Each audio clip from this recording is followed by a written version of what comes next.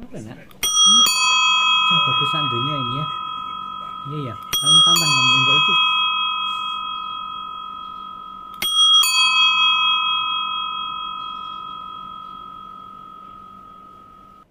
Halo saudari-saudara yang dikasih oleh Tuhan, kita rayakan anugerah kehidupan. Ini di Kecamatan Sidoarjo, hampir macet karena sudah mendekati Lebaran. Oke, kita akan mengadakan pelayanan Ekaristi di lereng Lawu, tepatnya di Kecamatan Bulukerto, desanya Nguneng. Ini adalah stasi terjauh dari Wonogiri. Kita akan ke sana merayakan, sekarang masih jam 2:10, merayakan Ekaristi jam 3. Nanti kita turun lalu ke Girimarto loh, Mbak In. Ya misa Girimarto, misa arwah. Baru pulang turun ke Darjo lalu ke Wonogiri lagi. Kita akan menikmati perjalanan ini bersama beberapa ini. Teng teng teng. Buder, awas hati-hati buder, setirnya awas. Buder hari. Itu suster siapa? Saya suster Seles CB. Iya, suster Seles. Yang kemana-mana ikut. Suster Jo. Nah. Hari ini sudah. Oh iya iya, yang ini siapa? Mbak In ya. Ya. Ya, lalu ini saya ya. Kita akan sukacita, pokoknya setiap pelayanan adalah sukacita. Amin. Amin. Jalan menuju Nguneng atau Bulukerto adalah seperti ini. Persawahan, gunung yang subur. Dan kalau dilihat dari tekstur tanahnya, ini bukan pegunungan kapur tapi vulkano. Jadi memang lereng gunung Lawu ya, yang dulu merupakan gunung berapi. Jadi ini adalah lembah dari gunung Lawu. Maka tanahnya adalah tanah yang sangat subur.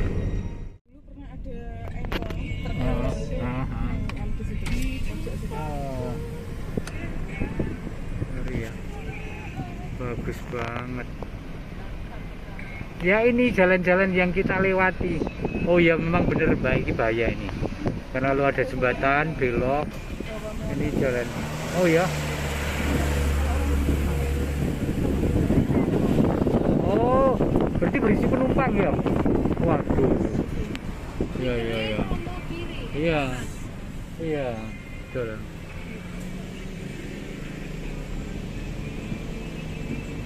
Cita-citaku yang belum terkabul, Mbak In, bawa makanan makan siang di gubuk gitu loh. Iya, pengen. Lah makanya seru kan, pasti seru gitu-gitu. Iya mau. Ya boleh nanti. Oke cari. Ya. Gunung Lawu semakin dekat di depan kita itu. Karena kita memang menuju ke arah gunung itu. Biasa sekali kan? Ya Romo, aku mau ngomong sama ini kok pemirsaku kok. Ya Romo. Ya Romo ngomong dia kecikan Tuhan. Tuh. Ya kan, sangat indah. Dan di sana adalah gunung Lawu itu. Kita menuju timur ini malah. Bukan mendekat tetapi menyamping. Ya sebagaimana mudah diduga, kita banyak tersesat. Ya loh? Jadi belum sampai nih. Mestinya bisa jam 3, sekarang sudah setengah 4. Karena ya memang sungguh tidak mudah. Saya sendiri sudah 2 kali ke gereja itu dalam 2 tahun terakhir. Tetapi ya lalu nggak tahu lagi, dan mengandalkan Google kadang-kadang kehilangan sinyal. Nah jadi kalau bahasa Jawanya kedelarung-delarung. Nih jalannya, jalan beton.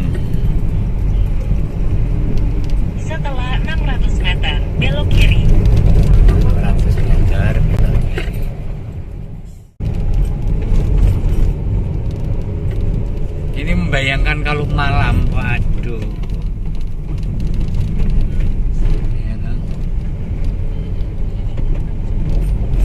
Nah, kita sampai di Kapel Nguneng, di belakang kantor desa Nguneng.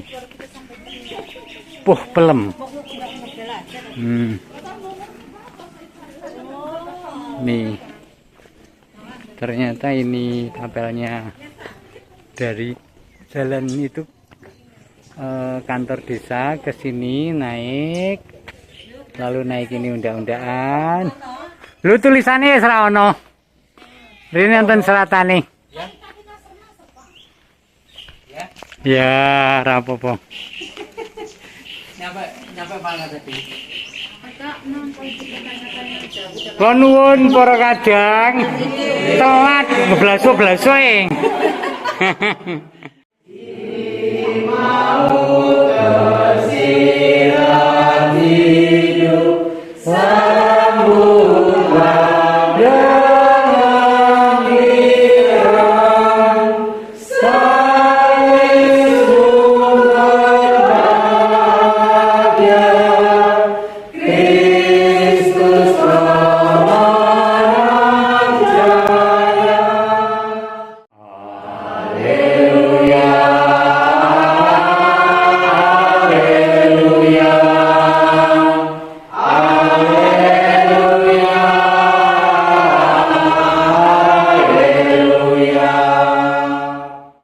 Saudari-saudara yang dikasihi oleh Tuhan, tentu saja Anda adalah sangat kecil di antara penduduk di sini, sangat kecil. Karena sangat kecil, kadang-kadang khawatir dengan diri sendiri atau dikhawatirkan oleh orang untuk menjadi kendur, untuk menjadi hilang, begitu. Tetapi saya ingin mengajak Anda untuk melihat pengalaman Paskah para murid. Para murid itu tentu saja kelompok kecil di tengah orang Yahudi. Bahkan ketika Tuhan Yesus wafat, mati kalah disalib, mereka malu. Maka mereka berkumpul di satu ruang dan kunci-kunci di pintu-pintu dikunci. Dan mereka tidak berani keluar karena takut pada orang Yahudi yang mungkin akan mengolok-olok mereka. Biyen gaya, gini saiki gurumu kalah gitu loh, seolah-olah. Jadi mereka malu dan takut, lalu menutup pintu dan tidak berani kemana-mana. Di dalam juga antara frustrasi ingin bahas jadi wong biasa wae, tetapi juga terngiang-ngiang ajakan untuk menunggu Yesus yang bangkit atau Roh Kudus yang dijanjikan. Siapa yang menjadi kekuatan ketika mereka dalam keraguan dan menunggu itu adalah siapa? Sosok siapa? Ada yang tahu? Bunda Maria. Karena dikatakan dalam Kisah Para Rasul bab 1 ayat 14, Maria ada di tengah-tengah mereka. Dan Bunda Maria itu yang mengajak mereka, ayo to, ojo frustrasi, ojo putus asa, ayo to kita ndedonga, nyuwun yang Roh Suci, dan seterusnya. Sampai kemudian mereka mengalami Paskah, terang Roh Kudus bahwa atau penampakan-penampakan yang mengatakan bahwa Yesus memang bangkit, Yesus memang mengalahkan kematian, Yesus memang mengalahkan maut. Maka mereka mulai bertumbuh lagi dalam kepercayaan kepada Yesus. Karena benar yang dikatakan waktu itu. Dan semakin lama mereka semakin percaya diri lagi, sehingga kemudian semakin dirasuki Roh Yesus, Roh Allah, sehingga berkobar-kobar menjadi yang tadinya tidak pede, takut, minder, rawani ngakoni iman kepercayaan, sekarang makantar-kantar untuk mengatakan siapa aku dan siapa Tuhan kita. Luar biasa loh ini. Ini menjadi inspirasi untuk Anda yang ada di tengah-tengah masyarakat yang sangat berbeda itu. Pagi itu, kepala pengawal bait Allah serta orang-orangnya menangkap para rasul yang sedang mengajar orang banyak dan menghadapkan mereka kepada mahkamah agama Yahudi. Jadi rupa-rupanya para rasul itu seperti biasa bangun tidur berkobar-kobar cekan neng pasar, neng alun-alun, pokoknya sing banyak orang, lalu mulai mengajar dan membuat mukjizat dengan kuasa Yesus. Maka orang-orang yang merasa punya otoritas, mungkin Satpol PP atau juga Pak Lurah atau siapa itu gelisah. Kemudian ditangkaplah murid-murid itu, ditangkap dan langsung dihadapkan ke pengadilan agama, dikatakan mahkamah agama. Maka kemudian imam besar bertanya kepada mereka di pengadilan itu, dengan keras kami melarang kamu mengajar dalam nama Yesus. Namun ternyata kamu telah memenuhi Yerusalem, memenuhi kota Yerusalem dengan ajaranmu. Dan kamu hendak menanggungkan darah orang itu kepada kami. Tetapi Petrus dan rasul-rasul itu menjawab. Jadi Petrus ditangkap itu tenang wae. Biasa. Bahkan banyak orang pada abad pertama gereja awal itu kalau dianiaya, kalau dicemooh, kalau ditertawakan, kalau didiskriminasi, kalau dianiaya bahkan ditangkap, mereka itu bersyukur karena kok aku boleh mengalami pengalaman Tuhan Yesus yang sengsara ya. Ngono kuwi, mengambil bagian dalam sengsara Tuhan. Hebat sekali kan sikap yang semacam itu. Maka ketika Petrus ditangkap kemudian diadili, kami dengan keras melarang kamu mengajar dalam nama Yesus, namun ternyata kamu memenuhi Yerusalem dengan ajaranmu. Petrus menjawab, kita harus lebih taat kepada Allah daripada manusia. Kita harus lebih taat kepada Allah daripada kepada manusia. Allah nenek moyang kita telah membangkitkan Yesus yang kamu gantungkan di kayu salib dan kamu bunuh. Berani banget kan? Tanpa tedeng-aling-aling. Dialah yang telah ditinggikan oleh Allah sendiri dengan tangannya menjadi pemimpin dan juru selamat. Mendengar perkataan itu sangat tertusuk hati mereka. Dan mereka berusaha membunuh rasul-rasul itu. Jadi rasul-rasul itu sangat berani walaupun menjadi sangat minoritas. Dan kemudian menerangkan bahwa Yesus yang kamu bunuh. Itu Yesus penyelamat kita semua.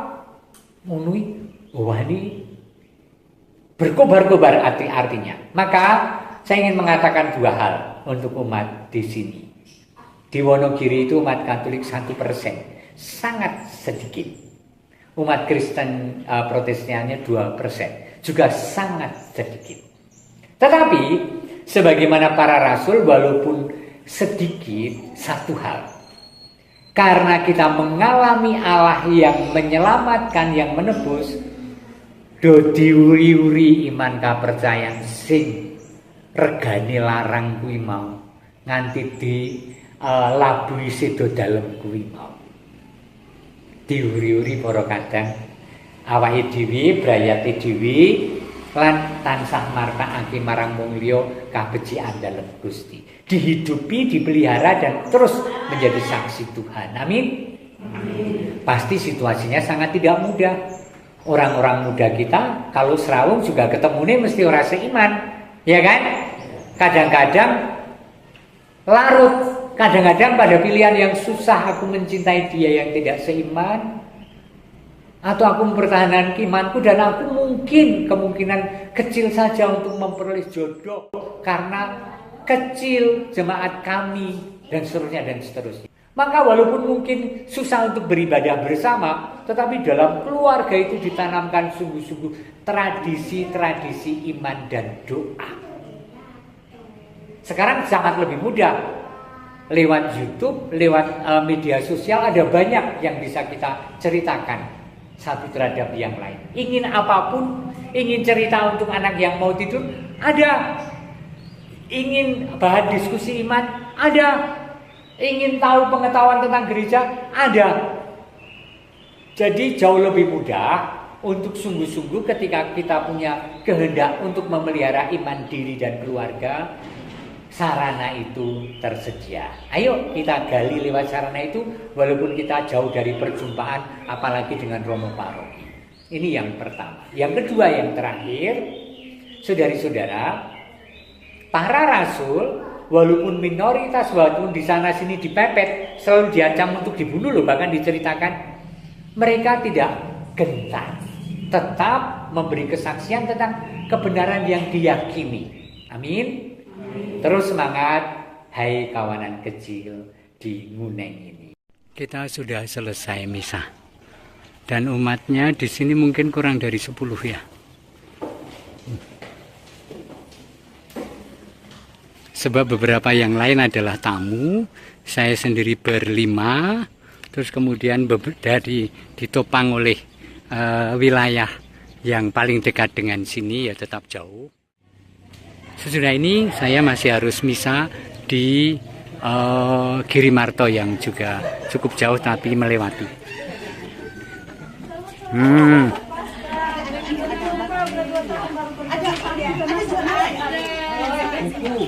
Ini. Apanya? Iya. Kesannya 5. Oh, anu kurang dorong. Kurang dorong 5. Ya. Lalu untuk nih kabelnya. Halo. Halo, Bu. Ya. Nah, kita mau berangkat dari Bulukerto ke Girimarto 1 jam dari Bulukerto ini. Misa mintanya mereka jam 5 ya, pasti mundur sampai jam 6, tapi nggak apa-apa, nggak ada pilihan lain. Ya. Di tempat ini di Girimarto kami memperingati 1 tahun Bapak Agustinus Satino dipanggil Tuhan. Jadi Pak Satino sendirian menjadi Katolik dan dipanggil Tuhan, dan kemudian anaknya yang Muslim berjilbab menghubungi saya supaya mau mendoakan bapaknya yang sudah wafat 1 tahun. Tentu saja ini adalah sikap yang sangat baik dalam konteks hidup bersama. Bahkan sungguh sangat mengharapkan yang datang banyak dan semua orang bisa mendoakan Bapak Satino. Dan kami melakukannya melalui perayaan Ekaristi malam ini. Yang di depan saya ini 2 ibu berkerudung ini adalah anak-anak dari Bapak Agustinus Satino yang sedang ngobrol dengan para suster ya. Kemajemukan yang sangat indah, andai kata ini terpelihara dan menjadi kebiasaan. Mereka ini pula yang mengundang kami untuk berdoa, untuk Ekaristi, dan mereka menginginkan bahwa yang datang banyak dari warga Katolik. Hebat kan? Ini dari Girimarto, Wonogiri.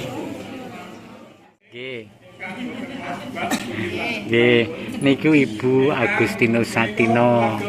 Sing belakang itu ya istri Agustinus Satino. Belakang yang kerudungan itu 2 anaknya. Kita bisa di tempat ini untuk 1 tahun Bapak Agustinus Satino. Apa nak? Bagus dunia ini ya. Iya ya, paling tampan kamu enggak itu.